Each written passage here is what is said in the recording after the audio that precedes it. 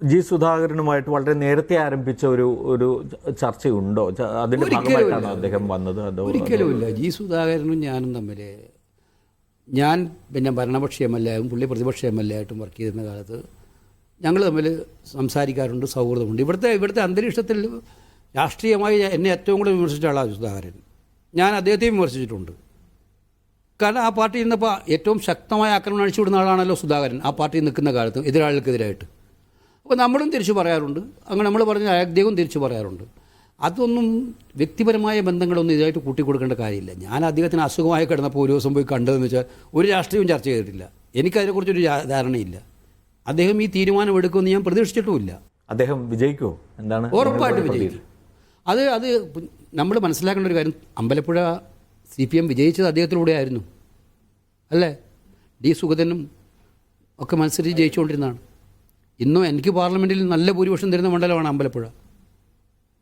കഴിഞ്ഞ ഇലക്ഷനും അതിന് മുമ്പത്തെ ഇലക്ഷനും എല്ലാ ഇലക്ഷനും. അപ്പോൾ അതുകൊണ്ട് സുധാകരനെ നിർത്തിയിട്ടാണ് അവർ ആ സീറ്റ് പിടിച്ചത്. സുധാകരൻ അവിടെ ജനങ്ങൾക്ക് താല്പര്യമുള്ളൊരു നേതാവ് തന്നെയാണെന്നാണ് എൻ്റെ വിശ്വാസം. അതുകൊണ്ട് സുധാകരൻ നല്ല വോട്ടും ജയിക്കും. ഈ പറയുന്ന ചിലർ സർവേയിലൊക്കെ കൂടി സുധാകരൻ തോറ്റുപോകുന്നൊക്കെ പറയുന്നത് സർവേയിലൊന്നും അല്ലല്ലോ, നമ്മൾ ജനങ്ങളുടെ മനസ്സിലല്ലേ വിശ്വസിക്കുന്നത്. ഇവിടെ പാവപ്പെട്ട സാധാരണക്കാരായ ജനങ്ങൾ ഏത് സർവേയിലാണ് പെടുക? ഒന്നും പെടില്ല.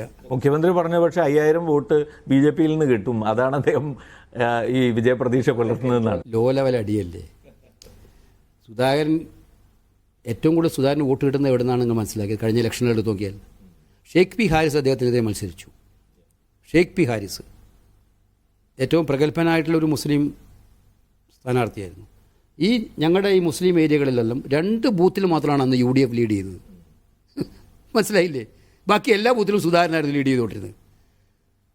എന്തുകൊണ്ടാണ്? ആ കമ്മ്യൂണിറ്റിക്ക് അന്ന് സുധാകരനിൽ വിശ്വാസമുള്ളതുകൊണ്ടല്ല, അല്ലാണ്ട് വെറുതെ അവർ വോട്ട് ചെയ്യില്ലല്ലോ. അയാളുടെ നിലപാടുകളിൽ ഇപ്പം ഒരു ദിവസം കൊണ്ട് BJP-യിൽ 5000 വോട്ട് കിട്ടുമെന്ന് പറഞ്ഞാൽ എങ്ങനെയാണ്? തെരഞ്ഞെടുപ്പിൽ തനിക്കെതിരായ വാദമുഖങ്ങൾ നടത്തുമ്പോൾ പറഞ്ഞോട്ടെ. ഓക്കെ, മറ്റൊരു